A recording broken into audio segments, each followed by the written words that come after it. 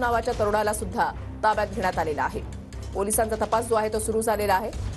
मेहुल पारेख नंतर आता रोहित साहू नावाच्या तरुणाला पोलिसांनी ताब्यात घेतलेला आहे। गोळीबाराच्या वेळेला मेहुल जो आहे तो मॉरिस सोबत होता अशी माहिती पोलिसांकडून देण्यात आलेली आहे। कृष्णा सोनरवाडकर आमचे प्रतिनिधी या संदर्भातली अधिक माहिती देतील। कृष्णा, वृषाली, आपण पाहतोय की अभिजित गोसाळकर यांच्यावरती झालेल्या गोळीबार प्रकरणाचा तपास सध्या पोलीस वेगाने करतायत आणि यामध्ये आता चौकशी कामी दोघा जणांना ताब्यात गेल्याचं असं कळतंय। मेहुल पारेख जो या गोळीबाराच्या वेळी घटनास्थळी होता त्याला पोलिसांनी पहिल्यांदा ताब्यात घेतलेलं होतं, मात्र आता रोहित साहू नावाच्या आणखी एका तरुणाला पोलिसांनी ताब्यात घेतल्याचं कळतंय आणि दोघांची सुद्धा चौकशी केली जाते।